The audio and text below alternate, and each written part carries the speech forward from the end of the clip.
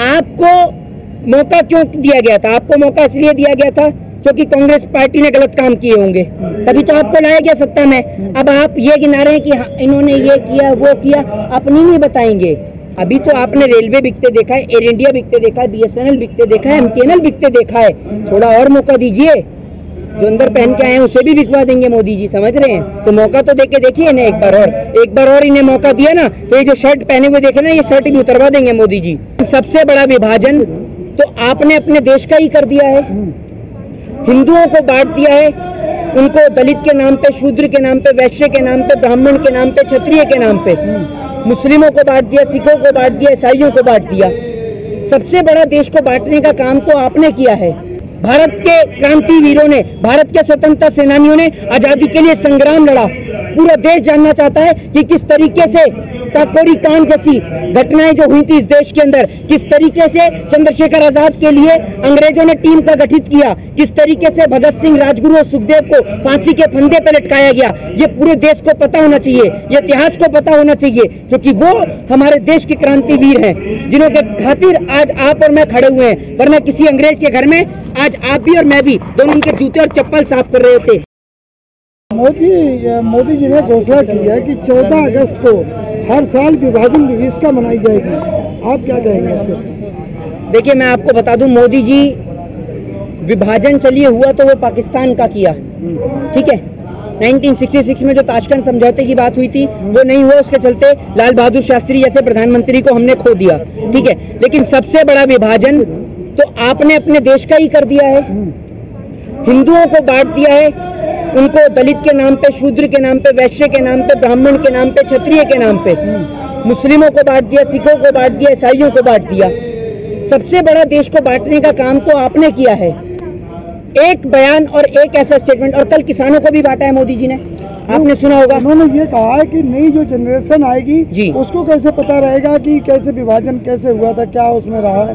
वो सब याद दिलाने के लिए 14 अगस्त को हर साल जो है विभाजन विभीषिका मनाएंगे। नई जनरेशन को ये नहीं बताएंगे कि कैसे राजगुरु, सुखदेव और भगत सिंह ने फांसी के फंदे को चूमा और हम आजाद हुए, वो नहीं बताएंगे ये लोग, ठीक है। ये बताएंगे कि विभाजन कैसे हुआ, ठीक है। तो विभाजन के साथ साथ तो ये भी बताइए ना फिर कि पूरा अखंड भारत था, अफगानिस्तान भी मिलता था उसमें, पूरा अखंड भारत था। पूरे भारत का इतिहास बताइए आप तो इतिहास बदलने का काम करते हैं। ये भी बताइए पूरे देश को कि कैसे जब सारा देश अंग्रेजों से लड़ाई लड़ रहा था, आप और आपकी पार्टी RSS वाले लोग वहाँ अंग्रेजों की गुलामी करते थे, मुखबरी किया करते थे। बताइए, पूरा देश जानना चाहता है महात्मा गांधी को मारने वाले कौन लोग थे, पूरा देश जानना चाहता है। बताइए ना, ये नहीं जानना चाहता देश कि कैसे, किस तरीके से भारत के क्रांतिवीरों ने, भारत के स्वतंत्रता सेनानियों ने आजादी के लिए संग्राम लड़ा।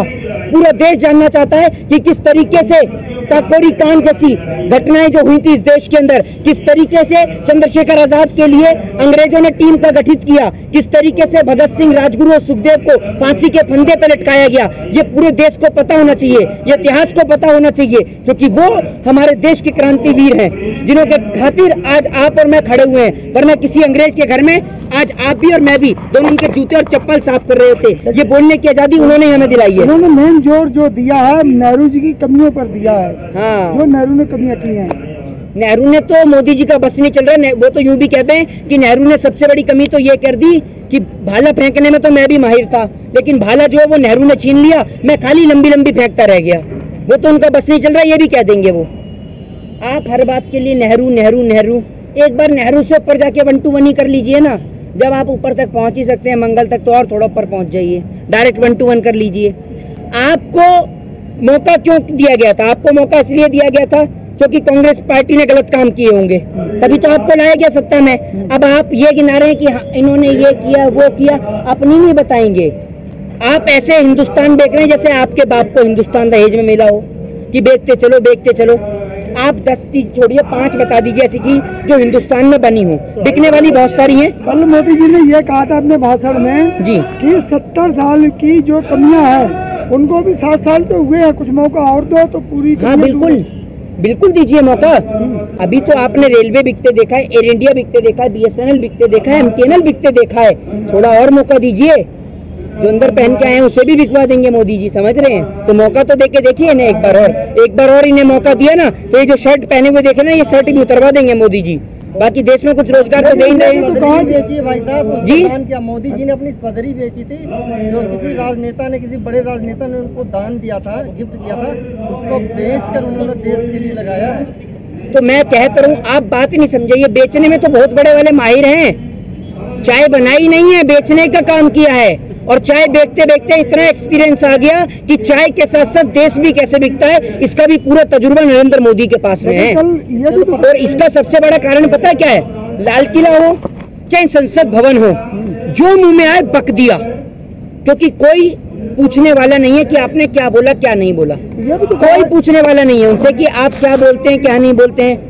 आपने 100 करोड़ के पैकेज का ऐलान कर दिया, वो पैकेज आएगा कहां से, कोई पूछने वाला नहीं है। बांग्लादेश में जाके बोल दिया मैंने बांग्लादेश के लिए लड़ाई लड़ी, क्योंकि इस देश के अंदर कोई पत्रकार नहीं है जिसका जमीर जो है इतनी गवाही दे कि डायरेक्ट मोदी जी के मुंह पे माइक लगा के पूछ ले कि मोदी जी बताइए कि देश के अंदर इकोनॉमी का ये जो हाल हो रहा है ये इसके जिम्मेदार कौन है। मोदी जी आप कहते हैं कि आपने 20,000 करोड़ का चूरन दिया, आप कहते हैं कि वो गरीबों को मिला, बताइए देश में गरीब कहाँ है?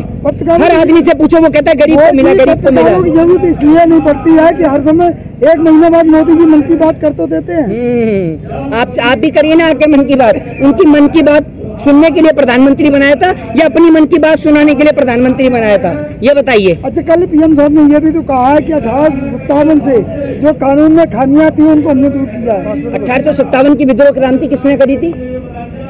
1857 से लेके अब तक की जो कानून में खामियां थी। तो मैं आपसे पूछ रहा हूँ 1857 की विद्रोह क्रांति की शुरुआत किसने करी थी? किसने करी थी? हाँ मत करिए, आप बताइए, तार मत हिलाइए, इधर बताइए आप मुझे। मंगल पांडे ने।